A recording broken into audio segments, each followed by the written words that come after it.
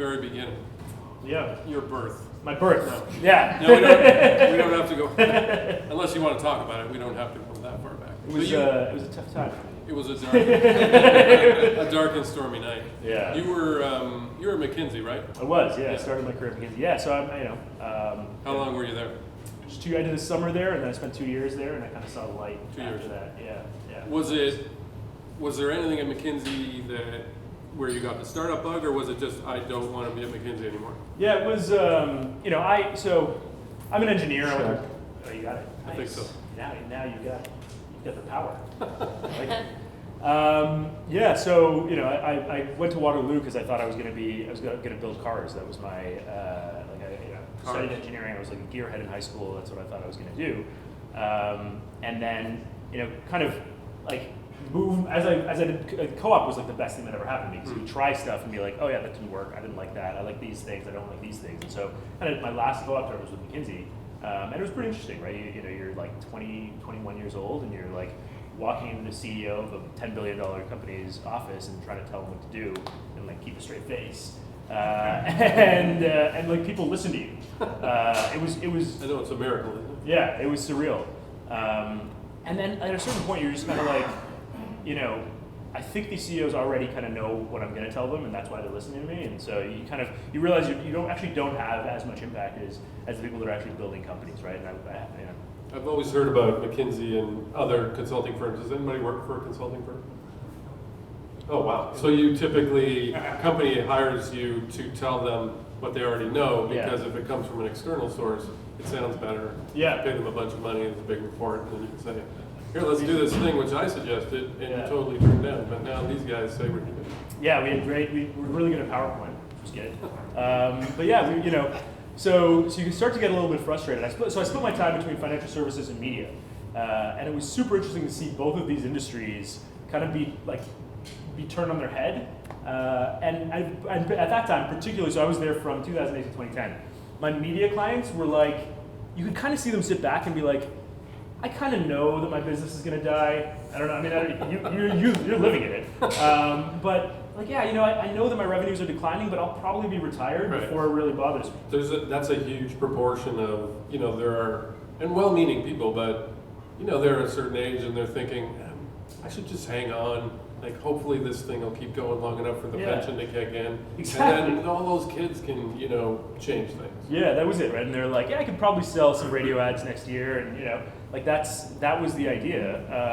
And they were like, this Facebook thing is coming, but like probably not anytime soon. And so it got super frustrating for me, being the young person on the team, being like, you guys need to change your business model. You need to figure this thing out. And it was either, my 2 years were up. I was ready to move on, and it was either go work for one of the clients and help them steer the ship, or go be part of the disruption, right? And that seemed like way more fun. So moved down to San Francisco and started. Did you know what you were going to do when you moved to San Francisco, or you just thought, I'm going to go there and see what happens? Yeah, I had like a vague idea, like find something cool to do. So Facebook, it was 2010. Facebook was maybe about 1,000 people. I was about to go join the growth team at Facebook. A guy named Chamath, who's a Canadian guy. He now runs a fund, but Chamath Palihapitiya? Yeah. He's kind of famous now. He's starting a phone company. Yes, that's right. He's starting a Verizon competitor. He's very outspoken. But so I was going to go join his team. He was at Facebook at the time, and then he was like, I'm leaving Facebook to go start a fund, and I'm investing in some companies. It may be more interesting for you. Facebook was 1,000 people. It may be more interesting for you to join one of my early stage seed companies. Did you connect with him through the Waterloo connection? Yeah. So the other thing is, like, I always thought that like McKinsey was great for its network. Waterloo was like a way better. Like actually being Canadian in San Francisco, being Canadian in the Valley is like a great network in itself. There's like an underground kind of like coalition of Canadians that are always looking to help each other out. Did you ever meet the professor who invested in Google? I'm trying to remember his name now. No, I never. He teaches at Stanford, I think, and he's Canadian. Is he Canadian? Yeah, and he gave Google, I think, $50,000 or something like that. Yeah. When there were just like 3 of them. Yeah. So Yeah. he's doing pretty well. I bet he's doing all right. No, there's it's great. Elon Musk went to Yeah. Queens for a little bit. We can still hold on to that. Part Canadian. Yeah, exactly. But so I ended up joining this crazy startup called Top Prospect, which was like the whole idea was we could refer you for a job, and then if you got paid, we'd split a referral bonus, right? So I could refer you for a job. So you go on Top Prospect. We were friends. We are friends. So sort of, was it like a LinkedIn kind of thing? Yeah, You so would it's go built- see a profile, Exactly. recommend. Exactly. So it was kind of like disintermediating headhunters, right? Everybody's like, headhunters, sorry if there's any recruiters in the room, but everybody's like, yeah, they don't do any work and they get 20% of your first year salary. That's crazy. Technology will kill all these jobs. And we were all like technologists, right? And so we were all like, yeah, we just build something. This would be like, who needs people? And so we built this thing. We got all these referrals, and nobody was getting hired. Our business model was like we got paid every time somebody got hired, and nobody was getting hired. We're like, shit. Why is this whole thing not working? Key problem with the model. Right. Yeah. Exactly. Right. And we were like, we've got the best machine learning experts in the world. Why was nobody getting hired? So it turns out recruiters actually do some useful work. And none of us had been a recruiter, right? And we didn't think to talk to any actual recruiters before we built the product. So there's a pro tip right there. Yeah, exactly. Yeah, if you're going to try and eliminate a job, do that job for a little while, because we realized that making an introduction was like 2% of the job of a recruiter, right? And really their whole thing is following up, coaching the candidate through the process, kind of pounding the table for that candidate, making sure that helping ease the negotiation along. A lot of it is just even just scheduling, making sure that people don't forget that I'm in this interview process, right? So did it just sort of flame out? Yeah, so it flamed up spectacularly.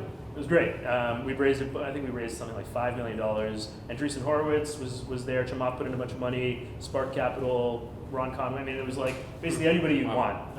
Jeff Clavier, Softtech, those guys. Wow. It was a really good. So for me, I had moved down to the Valley, Canadian, didn't know very many people. It was a great opportunity, and all these companies were just starting, right? Uber was just starting, Airbnb was just growing. All these companies were starting, hiring. Square just started. Twitter was just starting to grow. And so I got to meet a ton of people, and we had this great investor network that was like, oh, you just meet all my portfolio companies. Yeah, those are some of the, once Ron Conway's in there, right? Ron Conway knows everyone. Yeah, literally. yeah. So it was great. It was a great way for me to get connected to a lot of people very, very quickly. And so we had this kind of this great network of clients. We were trying to figure out what to do with it. So we were looking at doing a BD deal with Career Builder. We were looking at doing all these different things. Ultimately, what ended up happening was Chamath and our CEO were totally didn't see eye to eye on what to do with business. I mean, the CEO wanted to sell it, Chamath wanted to put in more money and grow it, and essentially the entire the management team just got completely squashed in the middle. And so you realize it's you got to be a little I have a ton of respect for Chamath. He's got very, very strong opinions, and was I learned a ton from him. A lot of fun to work with.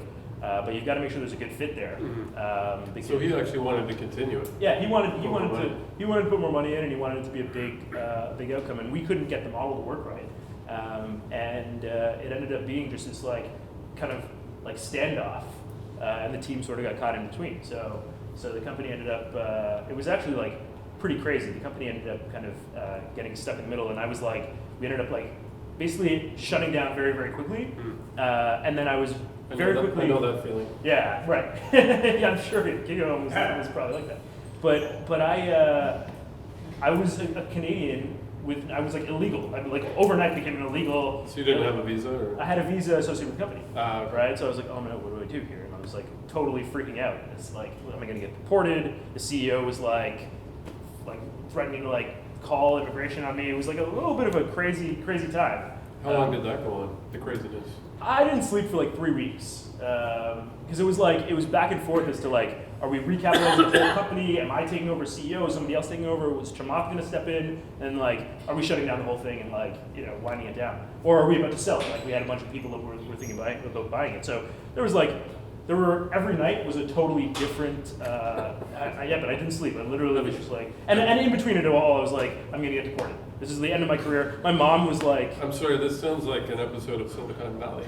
Have you watched the show? yeah, you know what? Has It's anybody watched depressing. that show? You guys watch this show? Hilarious. It's like, Like you sound like the Canadian guy. Right. And then, except you're not an anarchist. well, yeah, I've got Maybe you the are tattoo now. when I put my arm And up. every night there's a new business plan for the Yeah, company. that's and exactly. then sketched out with Post-it notes. That's exactly it. It was crazy. That show is sad because it's a little too close to home. I actually watched it on the plane on the way to San Francisco, and I was going back and forth a lot with Gigo. Yeah. And I've met a lot of startup founders. I've met a lot of companies that flamed out like that, and then I saw people I know.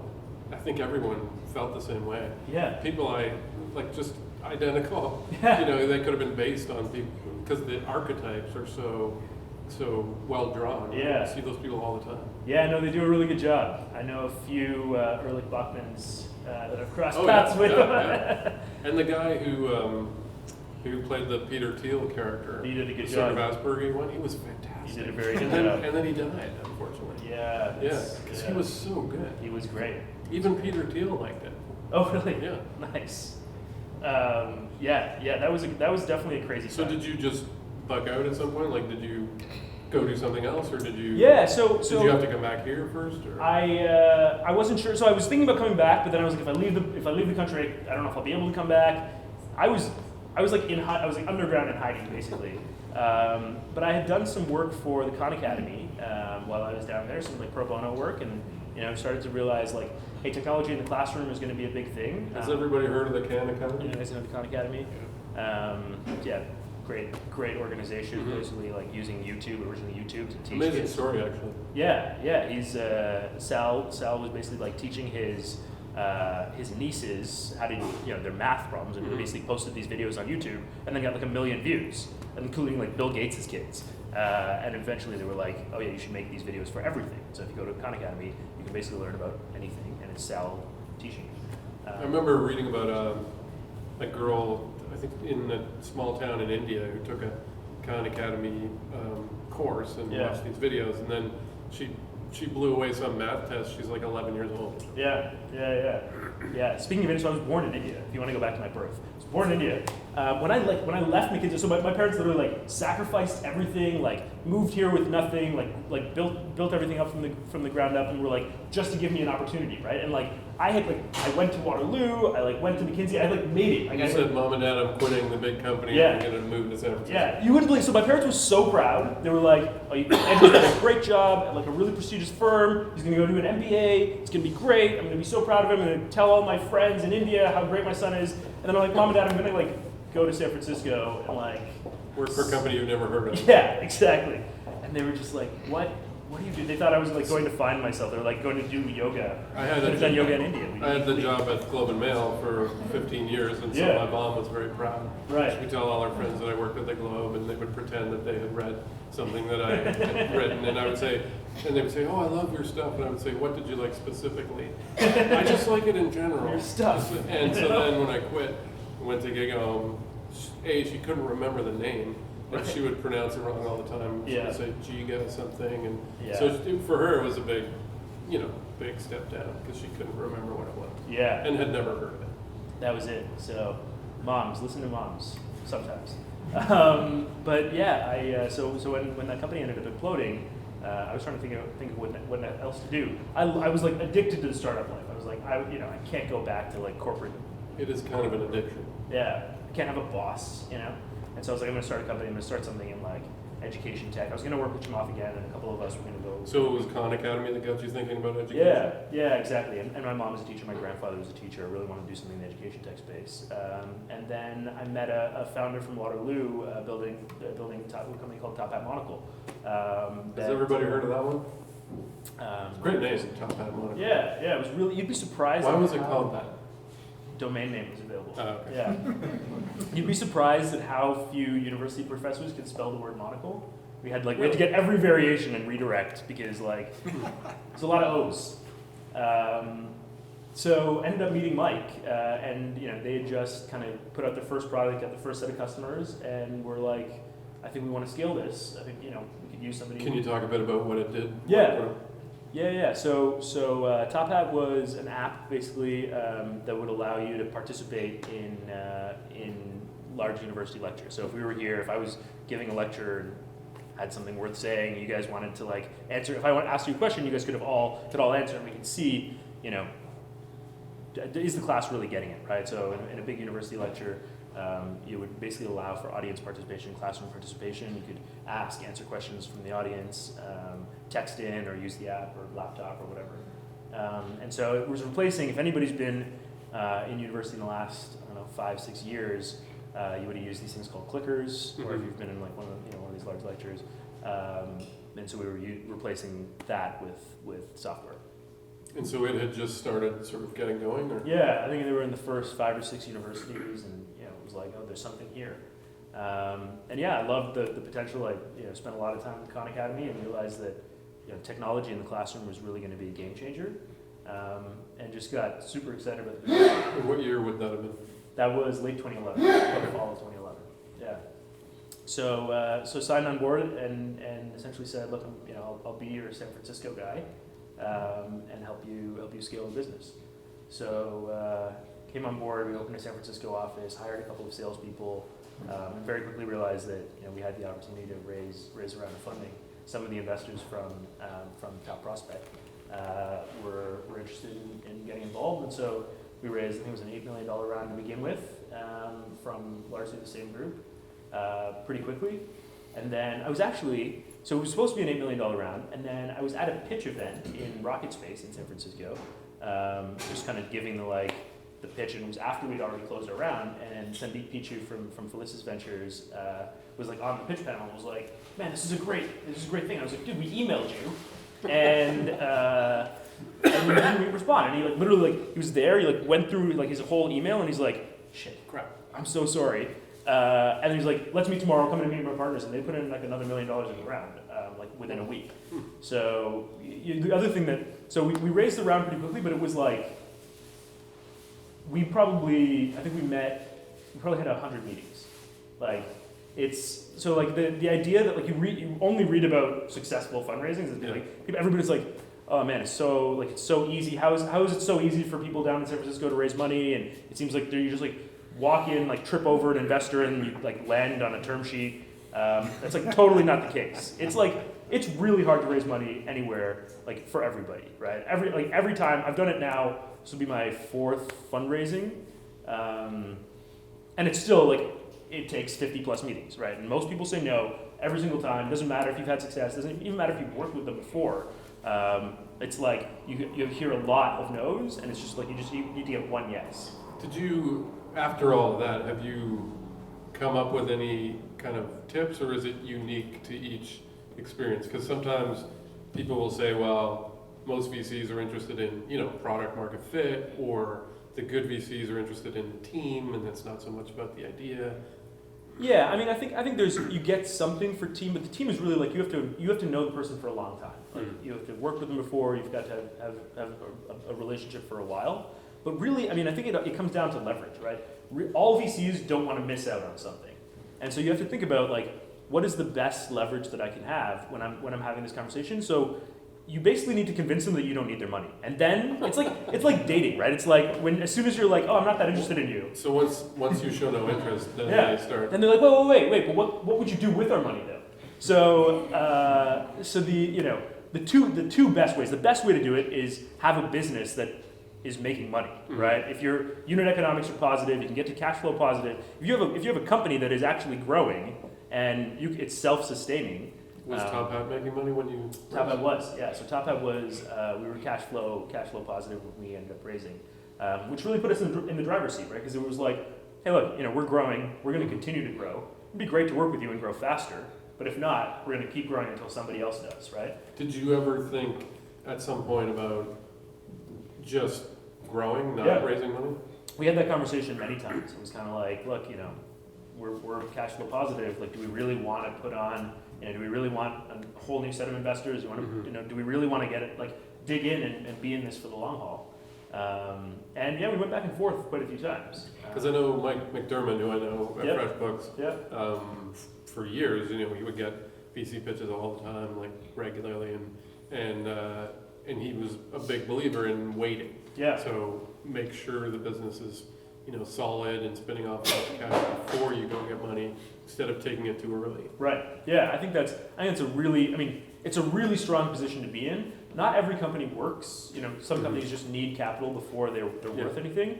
But in that situation, there's the second best way to convince somebody that you don't need their money is to convince them that somebody else wants to give you their money, right? So basically, it's creating scarcity, right? It's creating leverage. And if you go in and you're like, look, we're going to get 5 term sheets next week, and you kind of have to say that. It's one of those things where you say it with a straight face, right? Like the way that I've always done the fundraise, and this is an advantage you've got coming from Toronto, or even if you're coming from another place that's not Silicon Valley, you're like, we're in town this week, we're taking first meetings. We'll be back in 2 weeks, we're taking second meetings, and then we'll be back 2 weeks after that, and we're getting term sheets. And it's scary because that first trip, you probably only know 2 people, right? You're literally you're going down there and you don't know anybody, you have no meetings lined up, and it's just you have to buy the ticket and be like, I'm going down there and I'm gonna tell everybody this is what we're doing and here's our process, and get on the train or get off. And you does it get easier when you get one? Do the rest come easier after you already have one?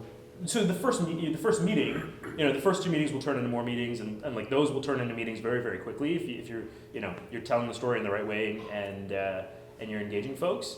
But then you basically have to say it with enough belief. You have to believe it yourself. That here's my process and here's what's going to happen.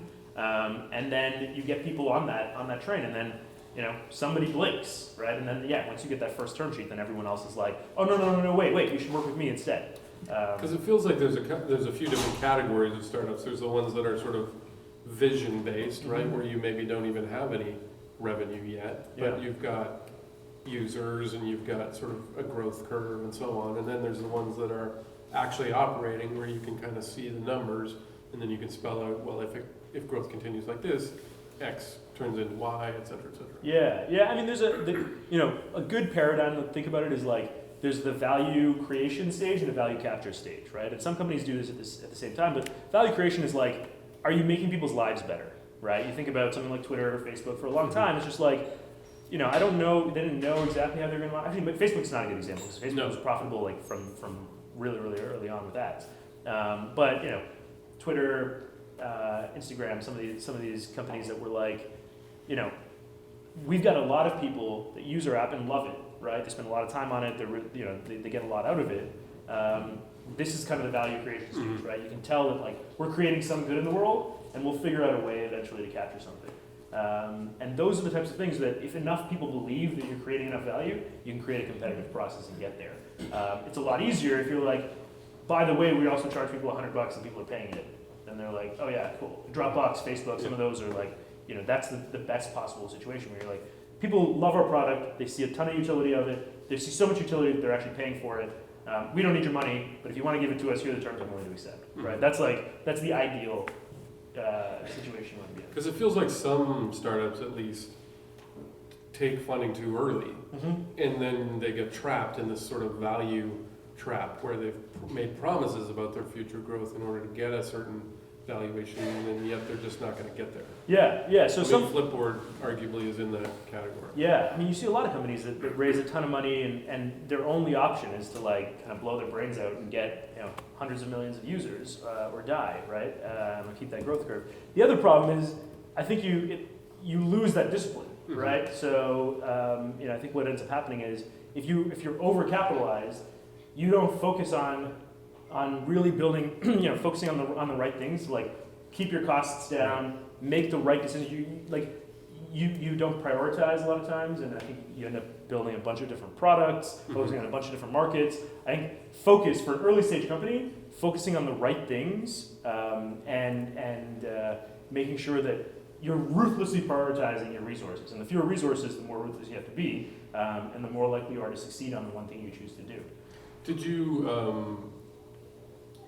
Did you get VCs who were really kind of intrusive, or did they kind of just let you guys run the business? Were they constantly suggesting you should do this or you should do that, or you need this feature, or my kid doesn't like that? Yeah, I've had both. The Top Hat folks were pretty good, but again, we had Emergence was they were a great firm, but they were they were early investors in Salesforce. They were investors in a firm called Viva, which went from, I think, 0 to, I think, $400 million in revenue in 4 years or something like that. It was just like this crazy. They basically like won the entire market. So we shared a board member with them, and so Gordon was like coming to our board meetings, being like, "Guys, what's up? I've been here for 6 months, and you guys haven't like grown 10 times." So you get a little bit of that, and you're like, "Hey, this worked in this other industry. Why don't you guys try it?"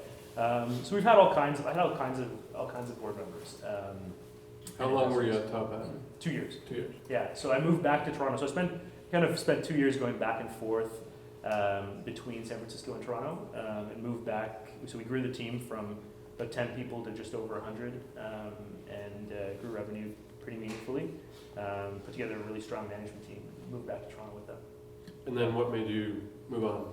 Yeah, it was one of these things where we went through like sort of this hyper growth team situation where we hired 60 people in 6 months, and a lot of these people were from Groupon.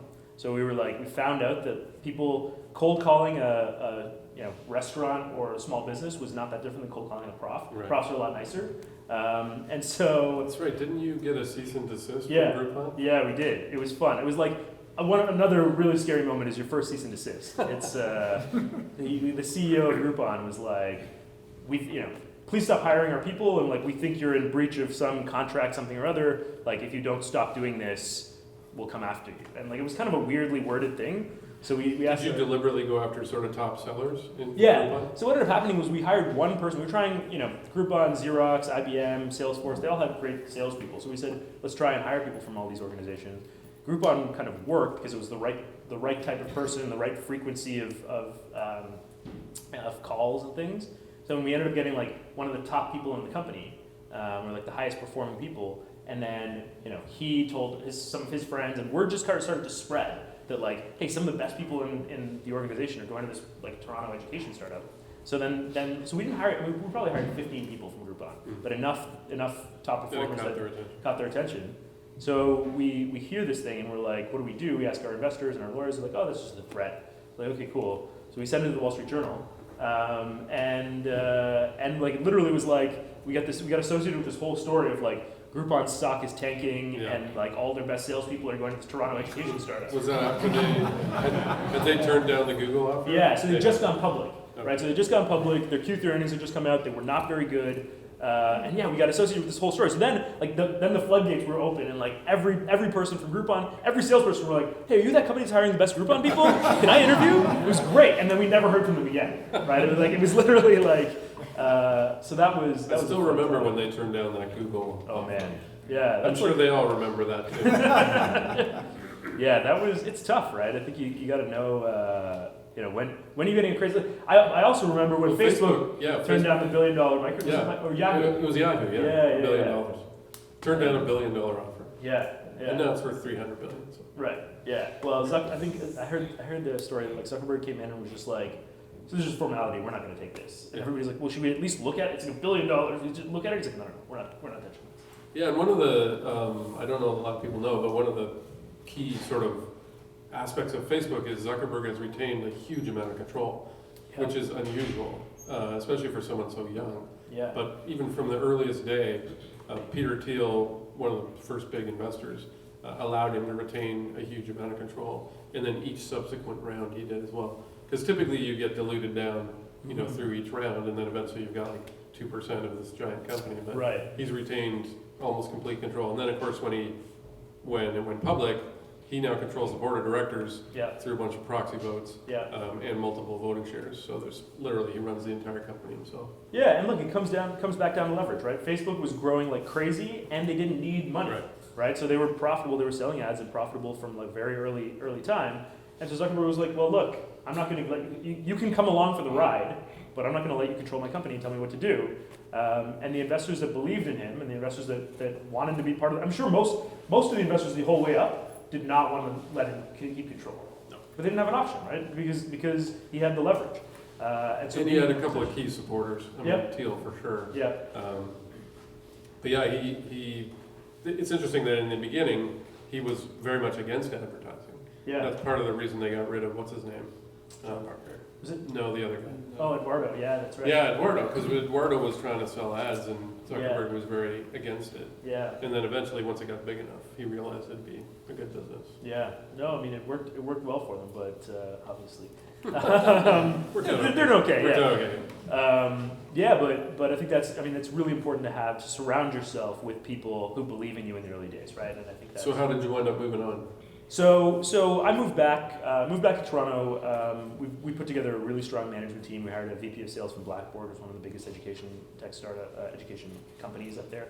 CFO from Eloqua, VP of product from another ed tech company. We got a really strong team. There wasn't that much for me to do anymore, right? The sales team was running, the marketing organization was running. We had like CFO and operations going, and I was almost like, I was getting distracted, right? I was like, why don't we go into like corporate training? Like, why don't we go to Brazil? Like trying to like think of other things for the company to do. And at a certain point, I was just like, these are the things we need to do. But these are the shiny objects that I don't want to go chase, and like this isn't the right stage for me right now.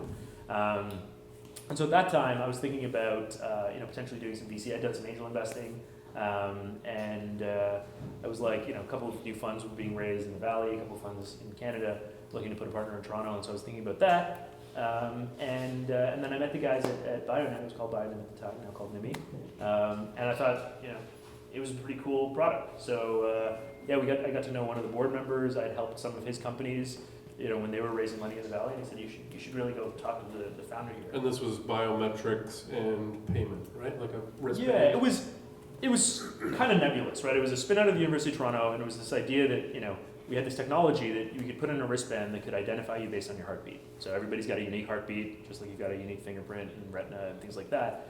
And we said, we've got this technology that can identify people. Think of all the cool stuff we could do if we could identify everybody without them having to type in a password or tell or prove who they were.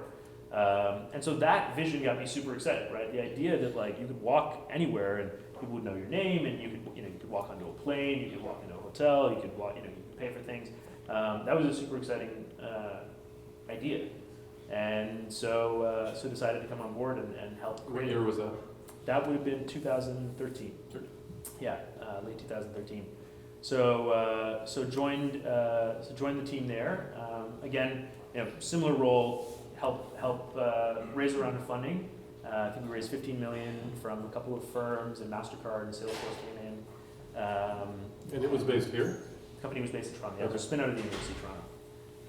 And it was the EDC part of it? EDC, yep. Yeah. EDC was in it, and then Relay Ventures and Ignition Partners. But how was it different raising money from them as opposed to in the Valley?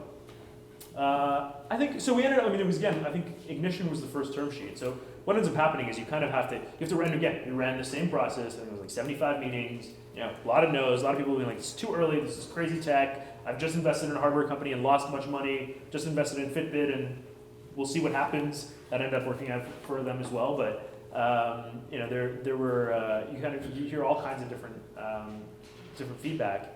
Because I've talked to a lot of Canadian startups about fundraising, and lots of them will say, I went and saw everyone. Yeah. And basically what they told me was, get a U.S. investor and then we'll be on board, or get so and so, or find other people. So I got the impression that at least some of the big funds were quite happy to be number two, but they weren't as happy to be number one. Yeah, well, I think it's how you play it, right? Again, it's how do you create scarcity? How do you go back and forth from the Valley? I think when Canadian investors know that you're spending a lot of time in the Valley and you're taking second and third meetings, they start to get a little worried. And when U.S. investors are like, know that you're coming back to Toronto to kind of take that second and third meeting, they're kind of like, hey, I don't want to get scooped. So there's a great opportunity to kind of play them off each other. And then, so when you go into a meeting in Canada, you should say, sorry, I'm jet lagged. I just got back from the Valley. Great, it's a great thing to say. And really, you just went to like a food cart. Right, exactly. Yeah, you're a little hungover from the night before or whatever. But the other thing is, getting back channels. Like, one of the big strategies we use is we have a few key people that know everyone really well, and they sound like very innocent. They're like, oh, have you heard of this great company? And they're just like, just met this founder, they're doing really well, you should meet them. And then like other VCs or entrepreneurs. VCs don't really work super well because people are like, well, why aren't you investing? Right. So you gotta get other entrepreneurs or people in the ecosystem that are just like, hey, have you heard about this company? Like, it seems like they're about to get a term sheet, right? Or like, I just met these guys, like, it seems like it's going to be a really competitive deal. Do you want me to introduce you? Might be able to get you in. So a lot of it is sort of getting the buzz, Yeah. so then they feel like they should be part of it. Right. And then in Toronto, you kind of try and get like people asking about you. So for Canadian VCs, if people start to hear, hey, the U.S. firms are doing diligence, right? They're coming out, they're visiting the office, they're like back channeling information. So there's a lot of like little seeds you can plant to create that scarcity. It's a dance. It's like a big chess game. How far should you go in sort of, promoting that? Like, have a fake US VC show up at your office and get some cards out and, you don't want to be fake about it, but I think it's about sprinkling the right information. So it's true information. All of it is true information, right? But getting that information sprinkled from the right, from the right little birdies, right? I think that's really important. You got to have like the right friends who know how to tell that story, and make those friends. But yeah, I found like, you tell somebody, and it's another one of these things where it's like, yeah, we're about to get a term sheet. You don't know that you're about to, but like it could actually be from the firm that you're talking to. Right. They just don't know it yet. So it could be one of those situations where it's like, these guys are about to get a term sheet. You like hold on tight and like keep a straight face. So you didn't have any problem raising money? It didn't take a long time, or? It takes a lot of time. It's really tough, and like hearing like, especially when I just joined, I turned down other offers. I like basically decided to like commit myself to these companies, and everybody's like, this is a terrible idea, over and over. It's like really. You mean VCs would tell you that? Yeah, they'd be like, I don't think this is gonna work, right? Like, why are you doing this? I'm like, well, I just this is my career, this is my life. It's easy for you to say, but your life is wrong. Yeah. It's not. Especially with hardware, I imagine some of them, software and services. I think people are like, particularly consumer services. Lots of funds are, you can compare. It's a little like this or it's a little like that, but building wristbands that map your heartbeat, that's a technical challenge. Yeah, so a lot of people couldn't wrap their head around kind of the technical challenges, the market. We didn't even have like product market fit, right? We didn't know what the use cases were going to be, and so we went in there kind of pitching. Do they exist? Pardon? The use cases? Or the the bracelets do. Yeah, they do exist. Does anybody have one? People may not. Yeah. So they were. No, this actually isn't one. This is just another fake. Yeah. So. So this is one of the things where we did a lot of interesting partnerships. We worked with MasterCard, we worked with RBC and TD, we did deals with Barclays and stuff in the UK. We were working with a bunch of airlines and hotel chains to kind of design these experiences. Ultimately, we got to the point where we were kind of ready to put out a prototype, and found that it was just not like, it wasn't a consumer-ready experience, right? I think that's one of the challenges is Apple has set the bar so high for what a consumer electronic product needs to look like and feel like and do. Even Fitbit and some of those. I talked to, I'm trying to remember his name now, Yves Behar, I think it was, about the what's the other one? Not the Fitbit, but Misfit or no? Which one? Jawbone? Yeah, Jawbone. Yeah. And I mean, they spent like a year just designing that. Oh yeah. Like the materials, what it would look like, how it would function, and then even after the first iteration, stuff was like falling off it, or the end wouldn't work anymore, the plug wouldn't work, and they had to completely redesign it. I mean, that stuff is really hard. It is, yeah. I mean, it's they don't call it hardware for nothing. It's like, but one of the challenges is like you can't A/B test hardware, right? You got these, you can't like iterate really quickly. You can't put a product in the user's hands and be like, oh, they don't like this thing. Let me go like tweak it and issue it, push an update tomorrow morning. Apple can do that. Right. Yeah. But I don't even think Apple A/B tests stuff. They're just like, you will want this, and then. Well, they do come up with prototypes. They do come up with prototypes, and then Steve would try it, or Johnny Ive would try it, and that was their A/B test. Yeah, that's true. So ultimately, we realized we went back to our investors and we're like, look, here's the situation. We've got a bunch of interesting use cases in the works. Partners are really excited about it. It's going to take more money and more time to build a consumer product.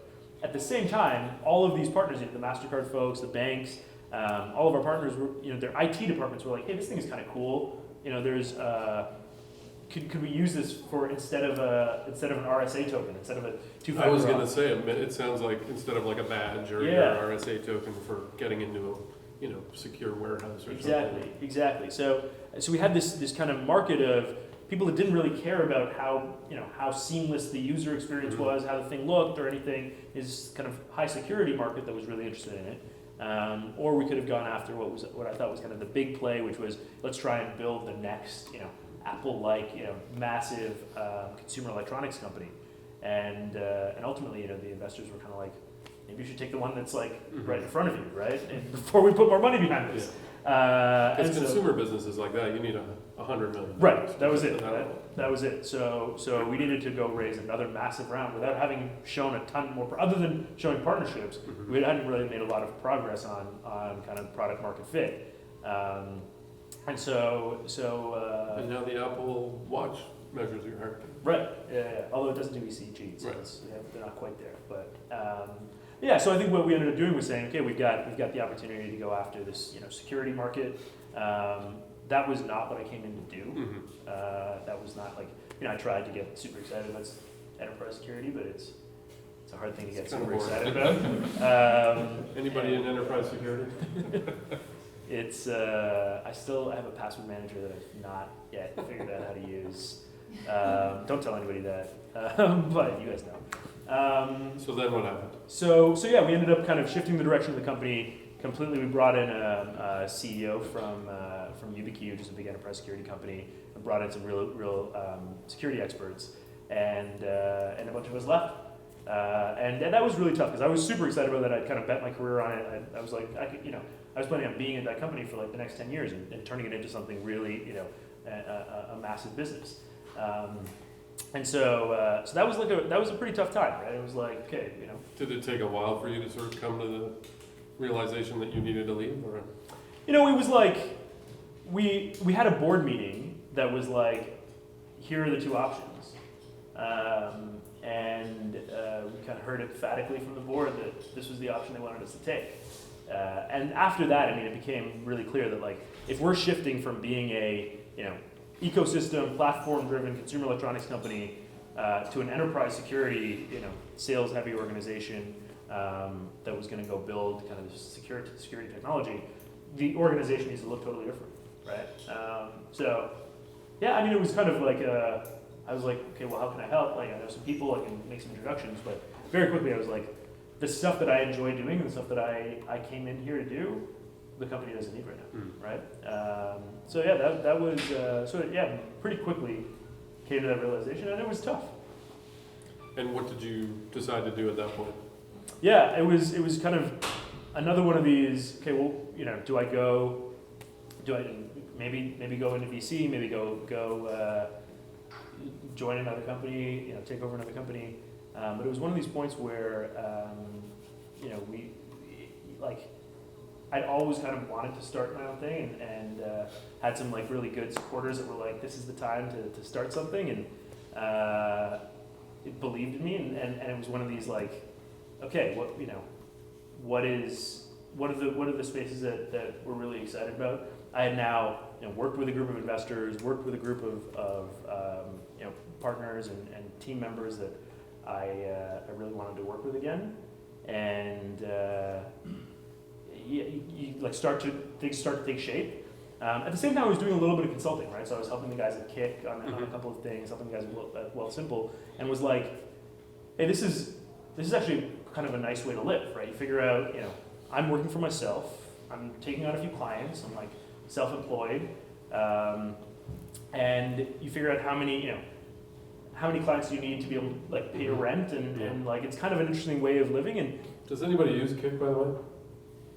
Kick? Not heard of it, but use it. Use it? Yeah. Okay.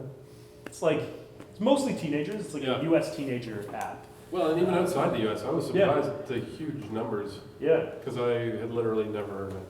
This was a couple of years ago. Yeah. So I wrote about it when they just after they first launched. Yeah. And they were pulling in your contacts. Right. Without asking. So that was kind of awkward. They got a nice cease and desist from BlackBerry too. And now I think there was that too. Yeah. Now I think they might be worth more than BlackBerry, which is. Yeah. Well, that's not hard. Yeah. Yeah. Pretty soon Yeah. daughter will be worth more than BlackBerry.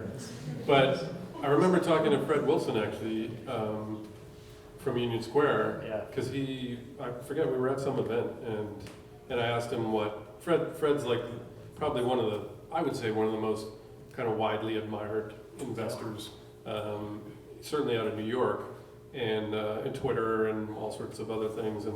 And I said, what are you interested in? And he said, well, I'm interested in this thing called Kick. It's from up where you come from. And I said, oh, what is it? And he said, it's a messaging thing. And I'm like, there's dozens of those. Yeah. So what interests you about Kick? And he said it was just the growth curve and the sort of social behavior that he could see in the app. And I think BlackBerry had just complained or sent a letter or something. Yeah. And I said, aren't you worried about them, BlackBerry suing them? He's like, no, that actually made me more interested. Yeah, that's exactly it, right? When they take notice. And I've known Ted, the founder, for a long time. He won't ever admit this, but Ted actually started the Waterloo Management Consulting Club at Waterloo. He wanted to work for McKinsey.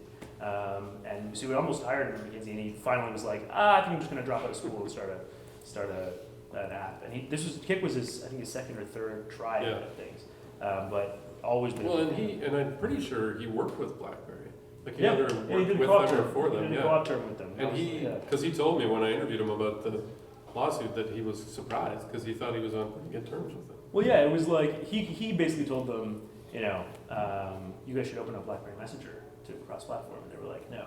Mm-hmm. Then he was like, well, I'll just build my own Messenger cross-platform and see what happens. But so I was helping them on a couple of things, and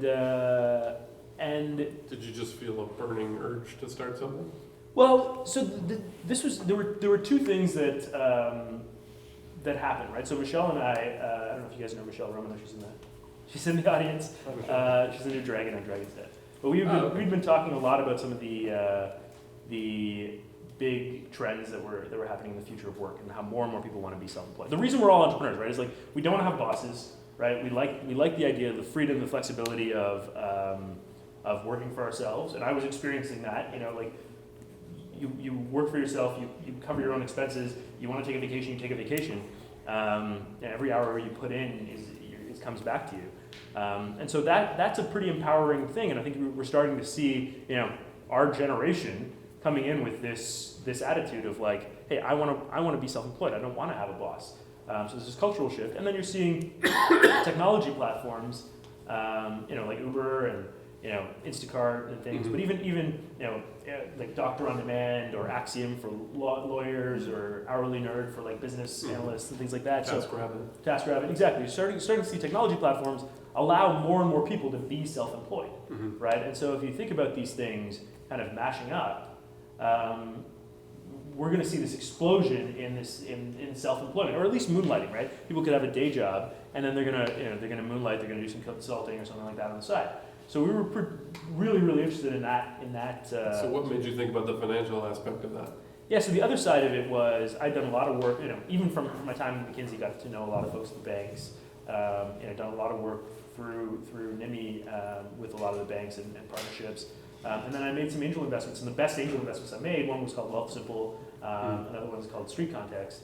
And of my kind of angel portfolio, the financial services ones were the ones that were really growing. And it seemed like the banks were kind of all of a sudden waking up and being like, oh, we need to do something about this, but we don't really know what to do, so let's figure out how to partner with these technology companies. So give us a sort of thumbnail version of what Clearbanc does. Yeah, so essentially we're a bank for freelancers, a bank for the self-employed.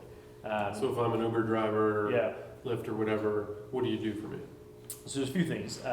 We help take care of a lot of the financial administrative stuff like taxes. So you don't have to worry about forgetting to pay taxes or getting behind on your taxes and then getting a tax bill at the end of the year. The other thing we do is we help you with budgeting. So if you use a tool like Mint, it works well if you have a steady income coming in. But if your income changes every month, it's actually much more useful for a financial planning app to tell you how much money you need to make and how to make it, right? So maybe you put your spare room on Airbnb, maybe you pick up a side gig or something like that, because that's how you build up enough income to cover your expenses and meet your goals, rather than like don't go out for a latte or don't go for dinner with your friends or whatever. And then the third thing is we give you some access to credit, and I think that's if everybody's been self-employed, if you're an entrepreneur, going into a bank and asking for a loan is really, really difficult, right? You don't fit into the credit model. So is it sort of like a payday lending? It's not payday lending. I mean, it's technically a factoring model. So you're sort of borrowing against future income? Yeah, exactly. So we're essentially buying an invoice, right? So you're saying Uber owes me money, they're not going to pay me for a week. Right. I need that money today to cover gas and car payments and things. So we can basically buy that invoice at a discount and then pay people right away. But the nice thing is we really reduce our risk, and so we can reduce the rates that we charge people because of all the data that comes out of these platforms. Right? So we can connect to your Uber account, figure out what's your Uber star rating, how long have you worked for them, how much do you make every week, how much have you already made that Uber. Does anybody drive for Uber, by the way? It's fun. Lyft? Anybody? Lyft isn't in Toronto yet. It isn't? No. Okay. What's the other one? Sidecar? Sidecar. Is it here? No, not yet. Okay. Not yet. Uber's the first one. Does anybody just pick people up randomly? Did you have a question? Yeah, no, I've done all three. So Oh, you've done all three Uber, Sidecar, and at the same time? yeah, same time. Oh, nice. Okay. Wow. Yeah. You were busy, I bet. Actually, a lot of drivers I know. I always interview the Uber driver Yeah. when I get in and to see, do they like it, do they not like it, what did they do before. A lot of them used to be cab drivers or private limo service drivers, and almost all the ones I've talked to, certainly in San Francisco, they've got at least 2 phones, sometimes 3 phones. So one will be the Uber phone, one will be the Lyft phone. Yeah. Yeah, and I think that's one of the things that happens is because a lot of them were cab drivers, they used to get paid in cash, and now they only get paid, a week later or something. That actually, you don't think about it, but even a week's worth of income makes a big difference to somebody, right? And so us being able to provide them that liquidity really makes a difference in their lives. And of course, Uber, I mean, their whole model is, it's kind of under attack now, like legally and so on, but their whole model is that you're a contractor. Right. You're not actually an employee, and so you have to take the responsibility of, insurance and all that other stuff in the car and whatnot. Yeah. Yeah, and I think you're gonna continue to see, who knows what the worker classification is gonna land in, but the biggest reason that people drive Uber, people drive it to make money, but people drive it for the flexibility, right? Yeah, almost every driver I've talked to says flexibility. So Yeah. one guy who was a cab driver in New York said, you like the regular work, but if he had to take the afternoon off to take his daughter to the doctor or something, he effectively had to pay his boss what he would have made for that afternoon. Right. To just take the afternoon off. Exactly. And he said, now I can just take the afternoon. So I don't make that money, but at least I don't have to pay somebody to take the afternoon off. Yeah, and I think that's that level of flexibility works really well, especially if you've got multiple income streams, right? A lot of people in creative professions, people in the media, a lot of actors or sound people or whatever, they get a gig and they're super busy for a while, and then in between gigs they have a huge gap, and so now you can platforms like Uber provide them a way to kind of make ends meet. And have you raised money with Clearbanc? We have raised some money, yeah. In Canada? Both, yeah, Canada Okay. and US. A lot of investors that I've worked with. So the best part about starting a company after having worked at a few different companies is You know people? well, yeah, it's or like they know you? I get to work with only people that I really like, right? So my whole team are people that I really like working with. I've worked with before. I enjoy spending time. We all live in a house in San Francisco right now, and it's that would be hard to do if I didn't like them. And yeah, all of the investors. I've Actually, a worked lot of startups have failed that way. Right. Yeah. Exactly. But it's a ton of fun. We have a blast. All of my investors I've worked with before. I've known for years. Wanted to work with again. Our lawyer, it's literally it's like the Drake No New Friends song, right? It's it's great to have. You get to pick and choose who you spend time with, right? That's the dream. So it's easier the sort of 4th or 5th time. Right. Yeah. I guess. At least from a kind of people perspective, there's way less risk on pulling in the right group of people, and it's just way more fun when. Has anything gotten harder? So I'm a first-time founder, right? I've never actually been at this stage of the company, and it's crazy. Do you feel a lot more sort of weighing on you personally? I always took it at Top Hat. I feel like I acted like a founder. I took the weight of the company, like it was my own. And same thing with Nimi. But I think the biggest thing is just how chaotic it is, right? In the early stages, and just things break all the time. You don't really know anything. Figuring out what the first product is, finding that first set of customers. we reached out to a bunch of Uber drivers on LinkedIn, and like you're like, is anybody gonna want this product? Like you're like freaking out, and then you kind of like something clicks, and you're like, oh my god, everybody wants this. This is amazing. This is amazing. This is amazing. And then it's like, oh, but the whole product broke. We're dead. Like we gotta cease and desist from Uber. What are we gonna do? Oh no, Uber wants to work with us, and it's literally like. So it's a little bipolar. Yeah, it's a little crazy. Yeah, Michelle has been super helpful. Also, just like she's been through this like 4 times, and so Calms like you down. yeah, she's like, don't worry, this is how it's supposed to feel. But it's it's super crazy at the early stages. So. Does anybody have any questions? I know I have lots, but go ahead. Yeah, Andrew, I was wondering if you'd heard of this company called Pollen out of San Francisco, which is a very similar model to yours, except in the app store for the games. Yep. Yeah. Yeah, my buddy started that actually. Oh I yeah. was Ryan, wondering- is it Ryan? Ryan. Yeah. I was wondering if you what your inspiration was, because it seems like a pretty good idea for like which came first, or like where did you get? Yeah, I mean, so it was a lot of like mashing up different concepts, different trends that I was excited about, right? It was like this movement to self-employment, this shift in financial services, what happens when those 2 trends collide, and then, there should be a bank for this freelancer.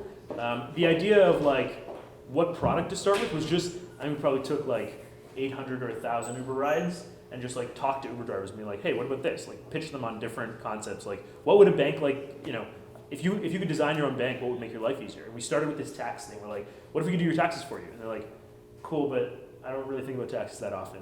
And then we were like, oh, what if we could pay you faster? And they're like, oh yeah, how do you do that? Can you do that? Can I sign up? Eventually you kind of get to the point where you're hearing that.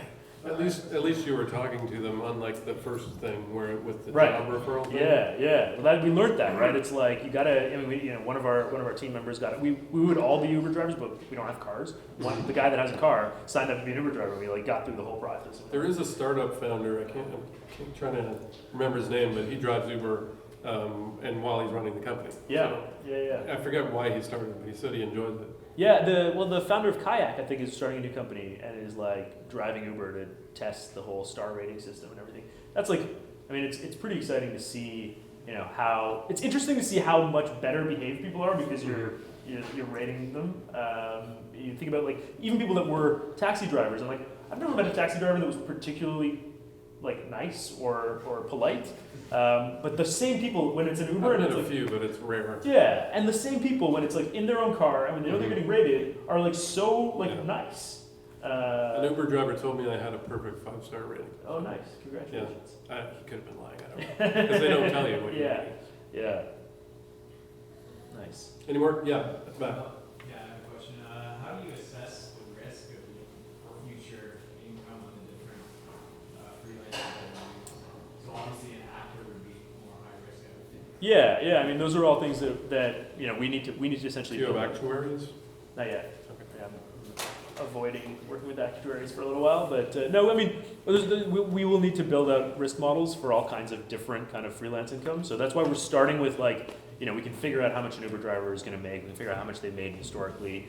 The on-demand platforms, I think, are much easier to wrap your arms around. And you were saying you get a lot of data from them as well. Exactly. Like you wouldn't get for actors, presumably. Well, that's the thing, right? And so our kind of market thesis is this idea that as more and more freelance work gets to an on-demand type platform, so if actors end up There could be an Uber for actors. right? Yeah, Uber for writers, right? And then you can start to tap into that data to assess risk at scale. Where a bank, you walk into a bank and it's not worth it for them to kind of look at your individual profile and figure out how much risk you are. So that's the. I'm trying to remember the name of. I interviewed a guy who used to work at Google who started a payment sort of like payday lending, and he was using basically big data analysis to figure out based on someone's behavior Right. and sort of they looked at what he called the smoke signals of your wandering around the internet, all the things you do. Yeah. The same type of stuff that PayPal looks at. I remember the CEO of PayPal told me that before you even get to the point where you click to sign up for PayPal, they know whether they're gonna, like whether you're Oh, at risk really? or not. Yeah. Huh. Yeah. Because you put in a bunch of information about yourself. Yeah. They go and just find out everything they can about you. Yeah. So we said by the time you're done the form, we know whether you're a good risk or not. Yeah, no, I think it'll be an interesting time in financial services for sure.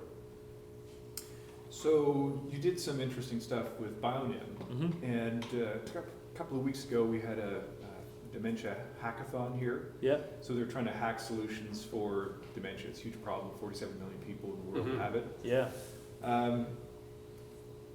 What was the sense of the investment community in terms of the deals that you were bringing in when you were talking about Bionym Mhm. compared to what you're doing now with Clearbanc? Is it just like, oh, Clearbanc up here and medical stuff down there, or is it more equal? How do they see that? You mean like when I was raising money Yeah. for Yeah, the yeah. companies? I mean, I think they're totally different companies, right? Right. Bionym was one of these ones that we were really pitching this, like, it was in a lot of ways, even though we ended up raising a large round and things, it was a very early pitch, right? It was like, hey, look, we've got this cool technology. We have some ideas of what we're going to do with it, but no proof that anybody wants it, right? Whereas Clearbanc, I think, it was Once you show the market need, right. you don't have to build anything really, other than, I guess, that. Right. Well, I mean, exactly. We can go in and say, look, do you believe that the future of work is going to look more like Uber than traditional Mhm. 9-to-5 jobs? Most investors will believe that. Do you believe that financial services are going to be kind of turned on their head? Most investors believe that. And like, by the way, here's a bunch of customers that really want our product. That's Like, a little different than, do you believe people will unlock doors with their heartbeat? right. Yeah, exactly. I mean, I think the investors were kind of like, yeah, probably in 10 years. Mhm. But I don't know. Probably sometime between the next 2 years and 10 years, right? But So- they don't know if it was. So the same principles apply. When you've got leverage, because you can show market demand, you can Yeah. show draw, then you've got a whole different story to tell. It doesn't really matter what you're telling. Yeah, exactly. I mean, we had, and again, you can show, hey, look, we're actually making money, right? And like, we will end up being able to pay our bills very soon, and like, we may not need your money. So if you want to give us money, you can give us money now, but Now's like, the chance. yeah, exactly, right? But the That's a hard much thing better with story. hardware is you can't just go and raise money from your family and build hardware and then come up with a prototype, and that stuff's really, really expensive. Well, you can, but you've got to have a really big family. Right. Yeah. And you have to have a really good prototype. You have to be able to convince them that you can manufacture this thing at scale, Yeah. and then it'll work and people will Yeah. want it. Yeah. I have a question for Andrew. For the Clearbanc, usually it's based on the credit. How you charge the credit? Usually it's based on the big data.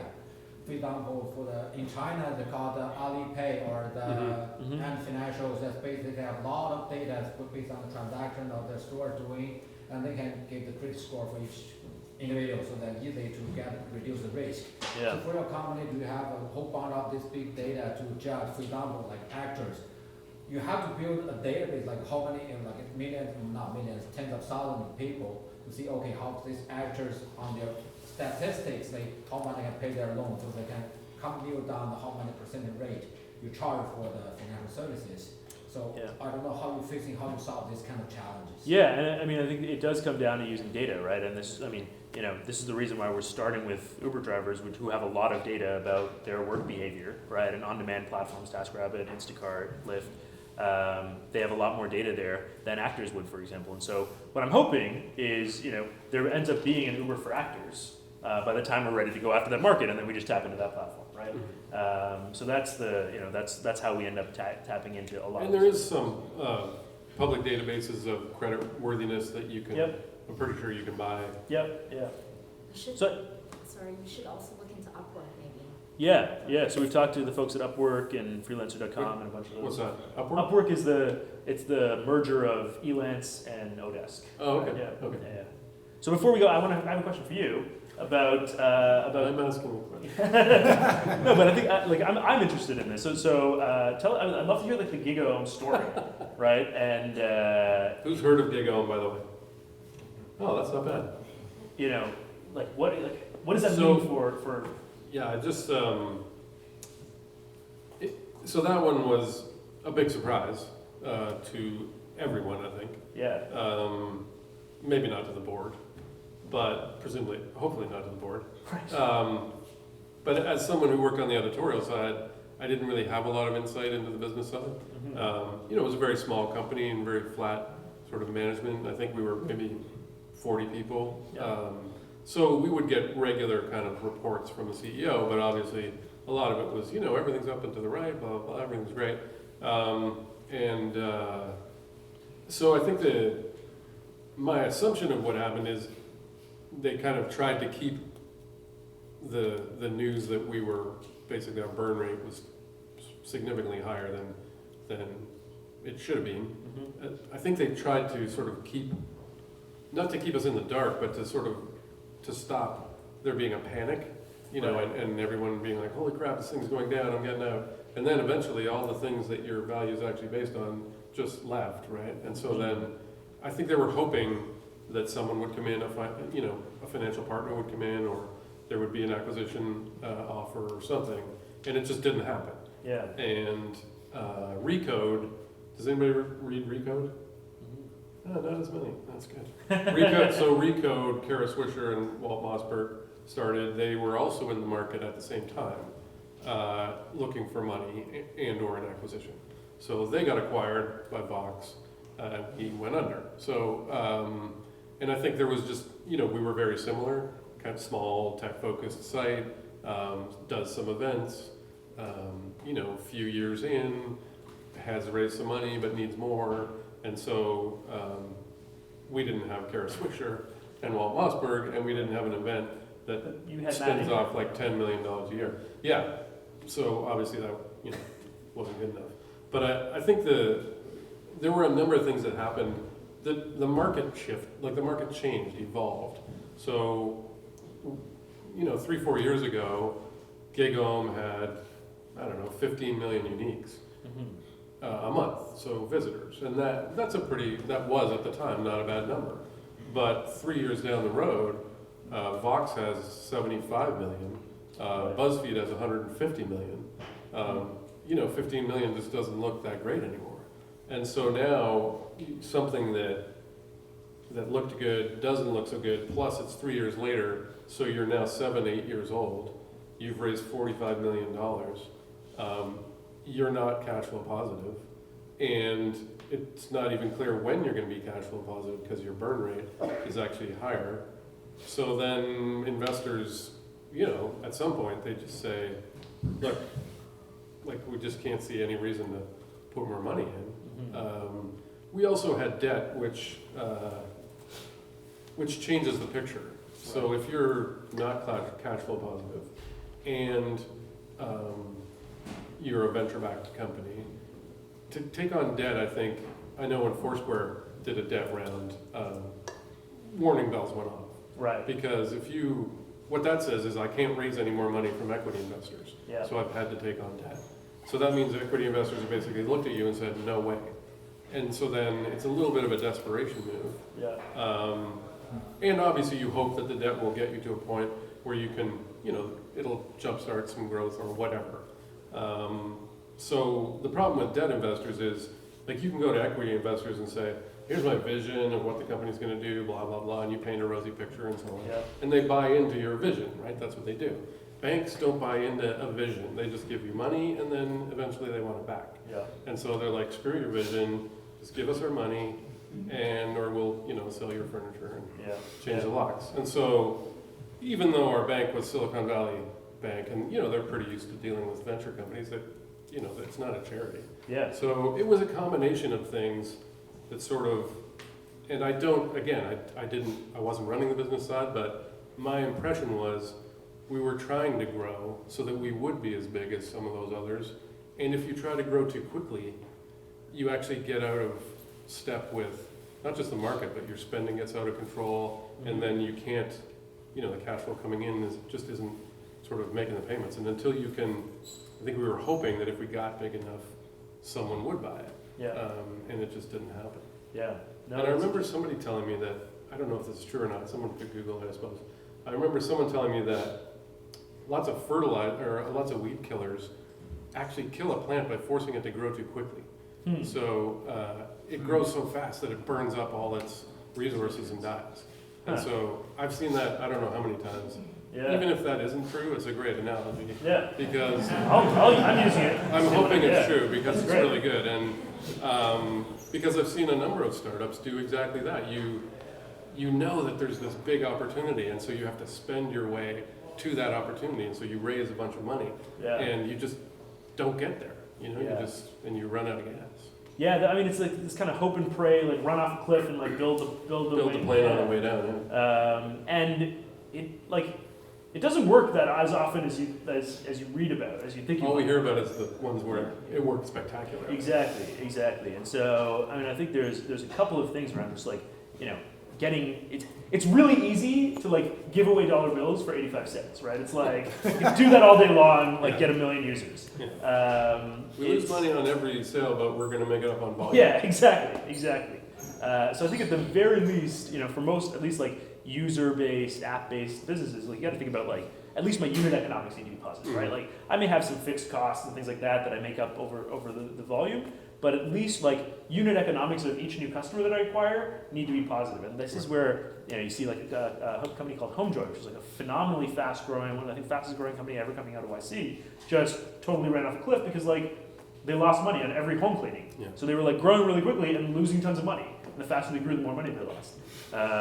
Which is I like, think there was another one like that where they were doing, what the hell was it called? They were doing personal assistant type stuff, and so you would basically hire them Exact. to. was it? No. What was that? There's a couple of them. What was it called? But so basically they just hired. So at first they were using kind of contractors, and then they started hiring actual staff. Zirtual. Was it Zirtual? Yeah. Okay. Zirtual, yeah. So as soon as you hire actual staff, your costs balloon, right? Yeah. Because you've got all this stuff like healthcare and all that other junk. Like the actual cost of a full-time employee is huge Yeah. compared to contractors. So they started bulking up with staff, hired like, you know, hundreds of people, and then just basically flamed out because their costs, you know, had gone through the roof. Yeah. But their revenue was not going on the same trajectory. Yeah. No, for sure. How's it going? How's what goes? Well, you guys, ready to take a question from me? I've got a Yeah, question. sure. Yeah. I've got a couple of questions that we talked about on the phone, but the platform risk question. I mean, I'm not sure that this is specific to Clearbanc, but I think there's an observation in Clearbanc that you can share and maybe provide some insight. You mean the risk of depending on a platform? Right. Yeah. So in this instance, you're clearly targeting Uber, but there are other examples. Yeah, no, it's something we think about a lot, right? You know, we're building a platform. Luckily, we have a really good relationship with Uber, but Uber is a pretty ruthless company, and a good relationship can turn into a not so good relationship pretty quickly. And you know, so there's the benefits of having a very focused target segment that you can address very quickly, and then the risk of what if something goes wrong with that platform? What if Uber all of a sudden doesn't is no longer Right, exists, if legislation right? forces it to Yeah. change. Or if they try and compete with us or try and turn us off or something like that. And It's the very classic platform risk, of course, is Zynga. Right. Zynga attaches itself to Facebook like a parasite. Facebook is like, hey, you guys are great, your games are fantastic, people love them. Pushes the games up to the top of every Facebook chart. Candy Crush is huge, or whatever, Farmville or whatever it's called. Yeah. And at one point, everyone you talk to is playing Farmville. Right. And then a week later, it's like, what's Farmville? Yeah. And Facebook has at that point changed its mind about what it wants to engage users with. Users are complaining that there's Farmville in their feed all the time. Yeah. Facebook turns the dial on the algorithm. Zynga, shares drop by 65%. Yeah. No, I mean, there's a lot of examples. PayPal and eBay in the early days, you kind of Yeah. figure out. Is Hootsuite in that spot? That's a good question. I'm not sure. What do you think? Does Hootsuite have a platform risk? I mean, Hootsuite is designed for people that are using multiple platforms, right? So I think they're. And that's the best place to be, is to have multiple platforms, not to be on a single one. Because then if you're attached to that platform, you're basically hoping that they'll acquire you. Yeah. Because that's the only out, right? Eventually they either have to acquire you or they're going to move on and do partner with someone else. Yeah. And the last one really is about this kind of retrospective, or this sort of, you've both been through this ride for the last 10 years. You got at least, you're looking down the horizon of these two new adventures. But it's time of change in Canada, change in the federal government. I think the Trudeau government has yeah, we're all gonna be able to smoke weed legally. Yeah, that's awesome. I think we should do that tonight. There's, that's just me.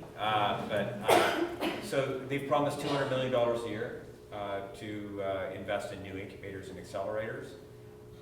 Is that, you know, if you were talking to Mr. Trudeau tonight, would you say that's a great idea, let's go for it? Or are there alternatives? And then more generally speaking, sort of, you know, what is it, you know, we've, I think, made some progress in terms, because the new FedDev program, the VCAP program, there's kind of been a reignition of venture capital in Canada a little bit, but we're still not there. So in what ways aren't we there, and what could possibly change that? Well, I think like more money is always good, right? Right. Whoever it comes from. So I think if it's government choosing things to invest in, that typically goes bad. And I'm not a big believer in, you know, there've been other programs where this department or that department will say, well, we're going to invest in startups, and inevitably they pick the wrong ones because the incentives are all out of whack.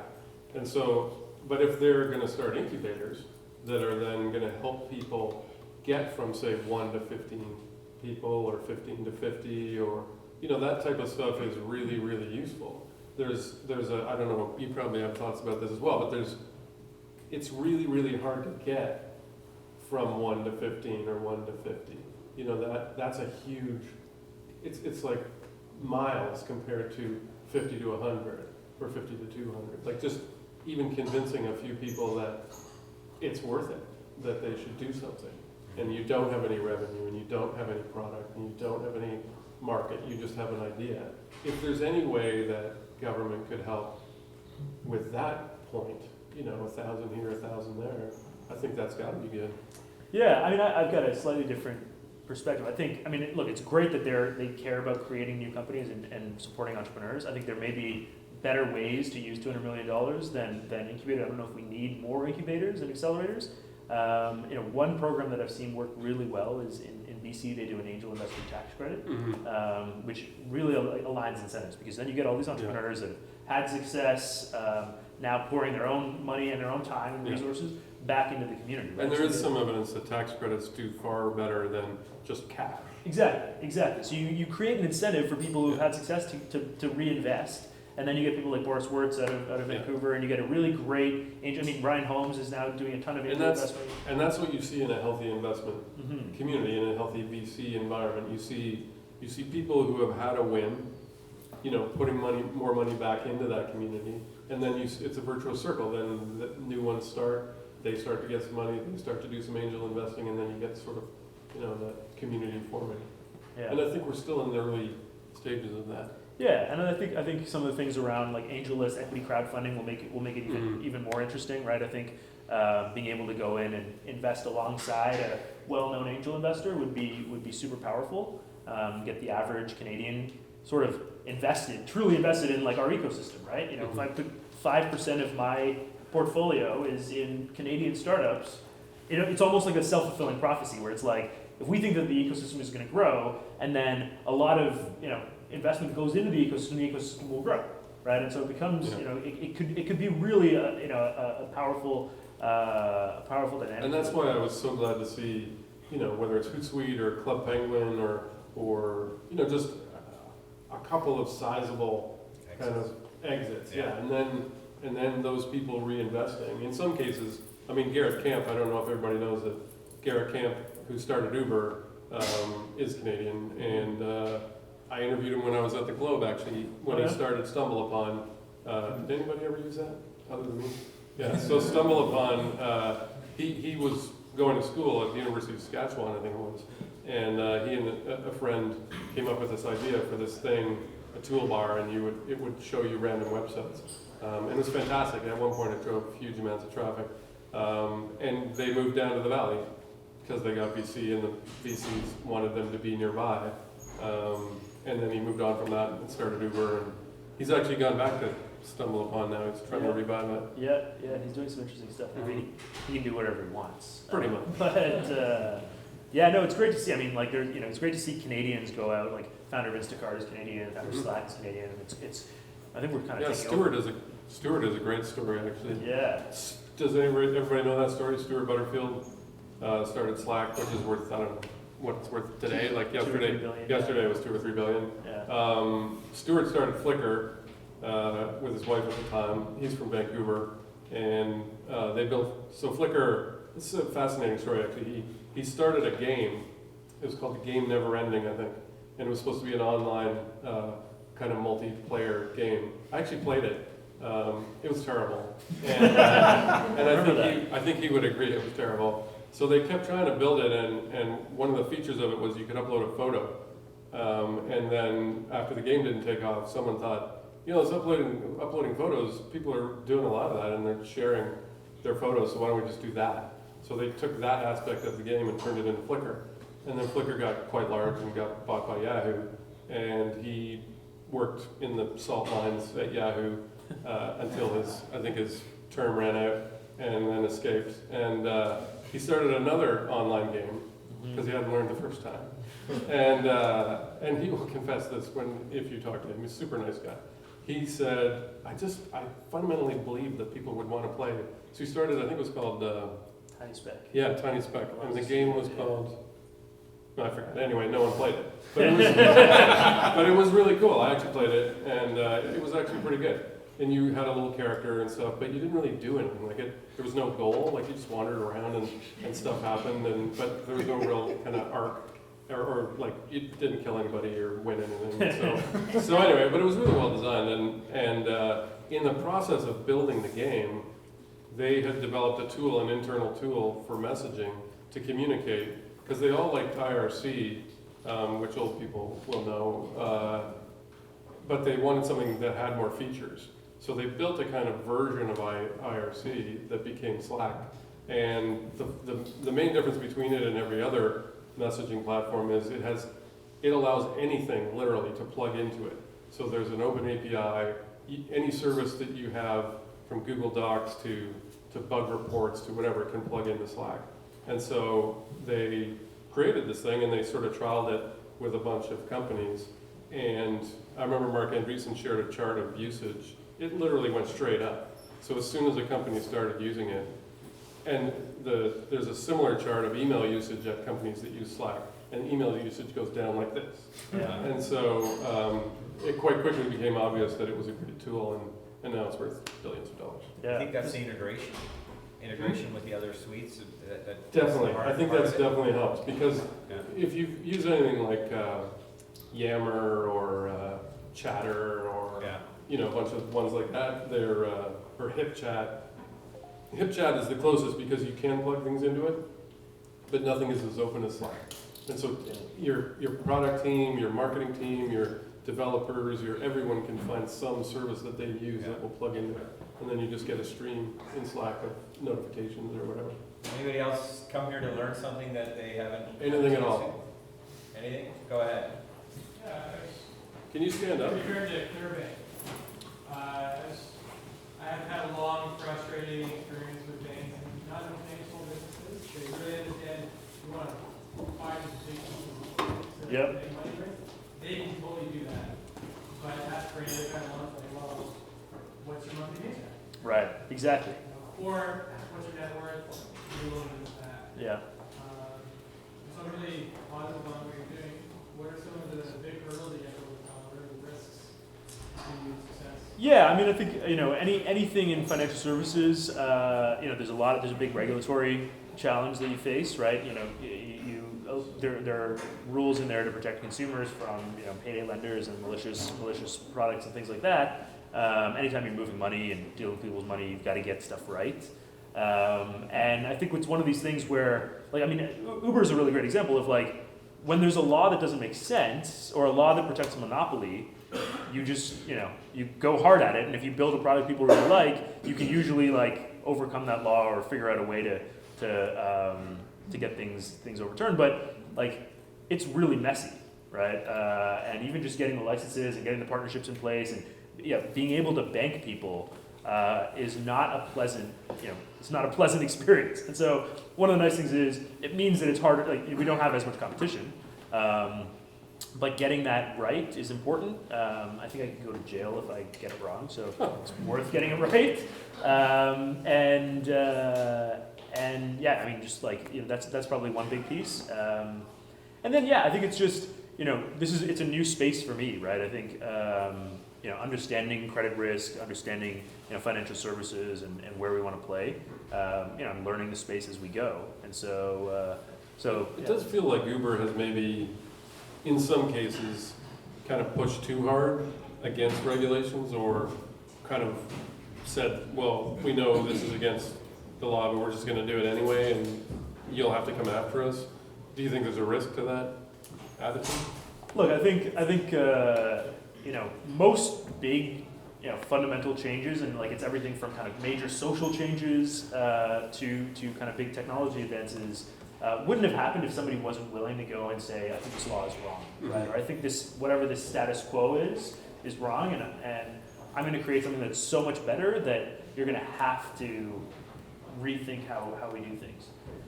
Do you think, I'm wondering this myself, if Uber, let's say the law goes against them, court rulings go against them, they can no longer treat sort of drivers as contractors, they have to treat them as employees and take on all those costs.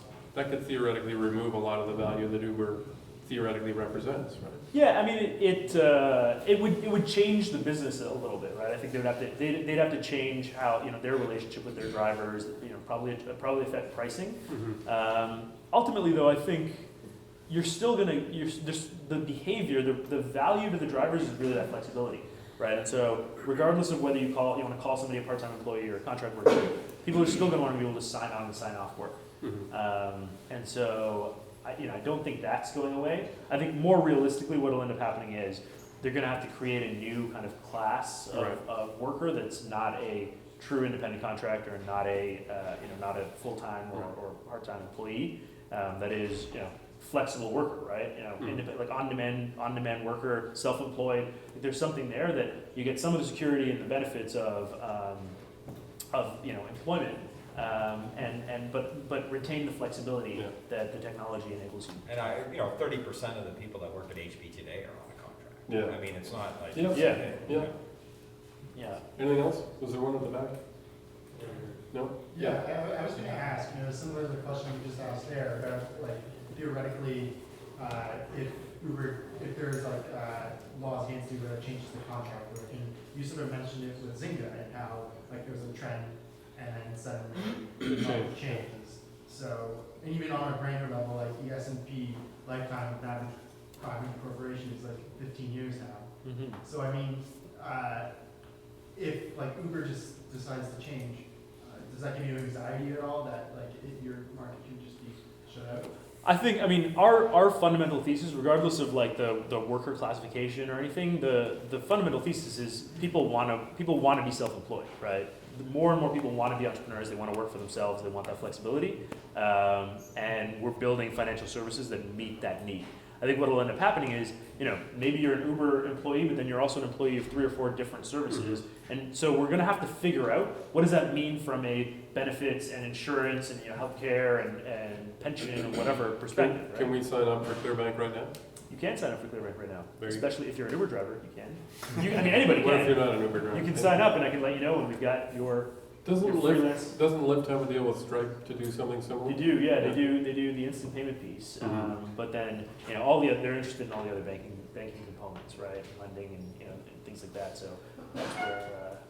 I remember I read about a guy, a retired chap who liked to travel with his wife and had a house. I'm trying to remember where, somewhere in Canada, and or maybe it was the U.S. But he drives for Uber, drives for Lyft. He does TaskRabbit stuff on the side. And they rent their house out on Airbnb when they go away. Yeah. And he said, I'm making more money now than I did when I was a teacher. Yeah, totally. You definitely. I mean, you easily could, right? He said he started doing TaskRabbit and Uber because he was bored. Yeah. And so he said, I'm just driving around anyway. I might as well pick somebody up. Well, I think that's Uber's goal is like, you know, can we make everybody a car? Can we get more cars off the road? Can we make everybody, you know, essentially a driver carpool? What happens when there's driverless cars?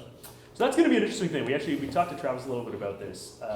It's going to be interesting as you know, as technology eliminates the need for people to work. I think we're probably going to see some sort of basic income or some sort of like social services. So nobody's out on the streets, but people are going to have a lot of time, right? So people are going to be bored, and so I think it'll be quite interesting to see. And this is we're hoping we end up being able to play a role in this, is helping people make those kind of career and income transitions, right? So there will be another need that comes up. It may not be driving people around, but it could be, like, creating things for people, helping people in different ways that emerge that we can hopefully help folks, especially if we're kind of in the center of their financial lives, make that transition. So like, hey, have you thought about taking training? Have you thought about learning the code? Have you thought about healthcare? Have you thought about these other things? What do you think the odds are that some other financial institution starts trying to do the same thing? I think it's really hard if you're established. Like if you have millions of customers, if you're a bank like TD, to go in and say we're really going to put a focus on this segment, because the segment in your current model, that segment is not profitable, right? If you have to underwrite an individual who's making a freelancer income, you've got to do it manually. You don't really have the technology to do it. It's really expensive, and they probably don't pay off for 20 years, right? So the only way to really do it is by completely stripping your costs down and taking advantage of efficient technology and getting rid of kind of the manual processes and the bureaucracy and things that a lot of 100-year-old banks are kind of mired with. What if Uber offered to acquire you? Uber doesn't acquire many companies. I don't know if I would want to work for Uber, but look, I think you gotta take every you gotta have every conversation. But this is a company that I think has a lot of legs, and hopefully will be around for a very long time. So far, I mean, we're a few months into it, but I'm having a blast. So because I think in a way Mark Zuckerberg ruined it for other startups, because everyone, I'm assuming if you're a startup founder, you have a certain confidence in your idea, and now the thought going through your mind is, well, this is like a Yahoo offer, and right. Facebook turned it down, and now they're worth $300 billion. Or it could be like the Groupon offer, where right. you probably should have taken it. Yeah. I mean, I think if it's like maximizing your income, right? If you're trying to figure out how to put the most money in your pocket, then you can probably run that equation. But I don't know. Depends what you want, I suppose. Yeah, I mean, I'm having a blast and working with some of my best friends, and it's I don't know. I don't want that to stop. I talked to someone who knows Kevin Systrom, who started Instagram. Yeah. And sold for $1 billion. Yeah. Probably worth $20 billion now at least, maybe Yeah. more. And this person asked, do you regret selling for $1 billion? And he said, are you listening to yourself? Do I regret selling for $1 billion? Yeah. No. Right. Like I said, could I have waited and sold for more? Maybe. Yeah. But I think it worked out. It was interesting. So that first company, that Top Prospect recruiting company, we were one of the first seed investments from Andreessen Horowitz, and the other seed investments were a company called Bourbon, which eventually turned into Instagram, and TinySpec, which turned into Slack. wow. And then we had some good. You were a co- standout in that. Yeah, portfolio. exactly. And what was the other? There was Bourbon. Yeah. There was another image sharing company. Flickr. Pick Please or something. Pick something. Yeah. Yeah, of course nobody can remember Right, it now. yeah, exactly. But they were actually further along. Yeah. And then Bourbon turned into Instagram. Yeah. Because Bourbon wasn't working out. So Yeah. that was a sort of Stuart Butterfield type situation. And I think Andreessen Horowitz wanted to invest in the other thing. They invested in Pick both, whatever. but yeah. Right, but then they yeah. said we have to go with Bourbon Yeah. because Well, so it was interesting. So I met Kevin and Mike from Instagram at like one of these portfolio events, and I was chatting with them. And they were like, "Yeah, we've got this thing. It's kind of going okay, but I don't know if we're gonna keep doing it. The only thing people like is this like photo upload with the filters." yeah, it was a very Flickr type situation. Yeah, it was like this is the Because only the other thing people wasn't really working, want. but the photo thing was Yeah. really working. And that's like, these are the moments, like, this is where I think it's going to get really exciting here in Toronto when you start to have, like, you bump into these guys and the guys from Shopify, and they tell you about these early stories. Because there were a couple of moments for me where, like, I met the founder of Dropbox, and he was, he was like just a regular dude that like didn't really, like he was smart guy, but like not, not Actually, they're in a tough spot now. right, yeah. But yeah, you meet these guys at Instagram, and you're like, they just kind of tried stuff until they got it right. And I think that's why Stuart Butterfield's story is so great.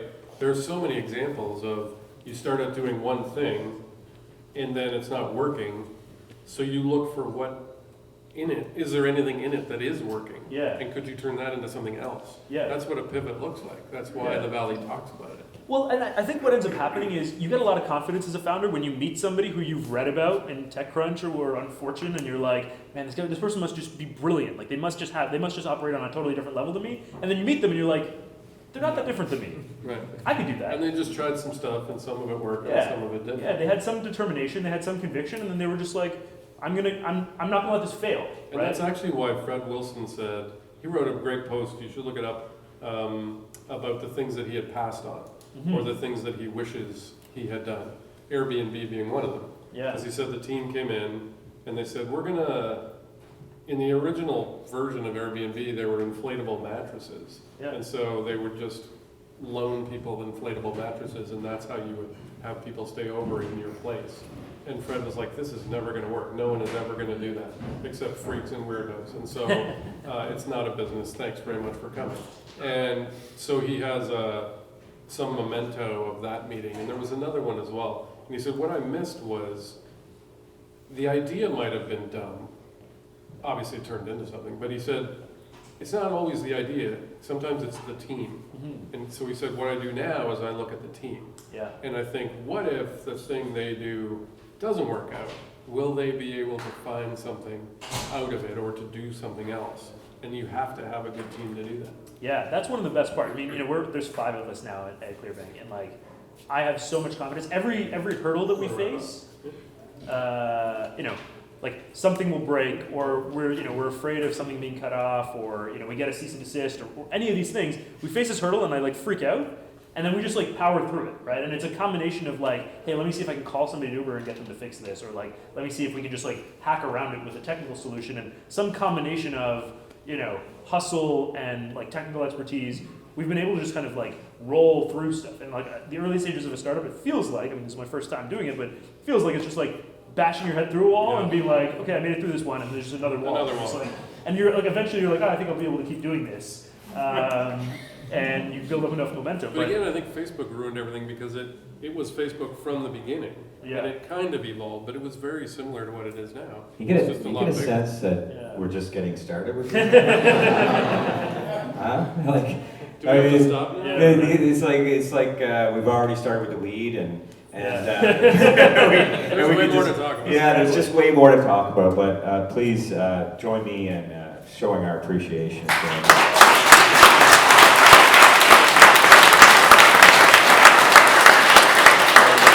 I really appreciate it.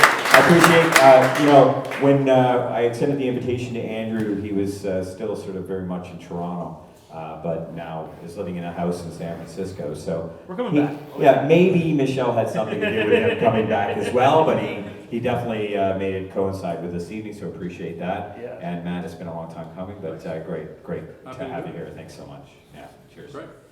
Awesome. I also wanted to, before we get out of our seats or too far away, I just wanted to give a round of applause to Tawny, who's really supported us at Bright Lane since we started working here.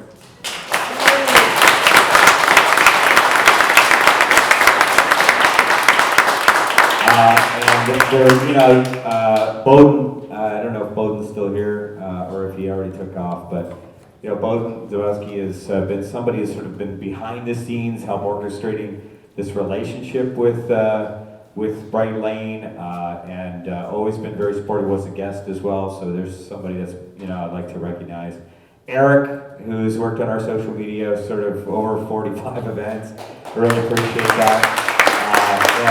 Murray has also contributed to many different events.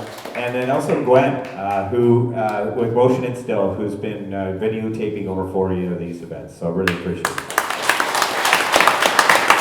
All right. Just before we say the last few words, Michael and I met in New York a couple of years ago at a really cool event. It was associated with Startup Grind, which has got me stuck in here. Now we have 175 cities, 80 countries, and you are part of 215,000 other people who attend these events all over the world. So it's a great crowd. So we want to recognize Michael's contribution to Startup Grind. So we have a special presentation, and I'd like him to open that and read the inscription. Standing ovation for Michael, if you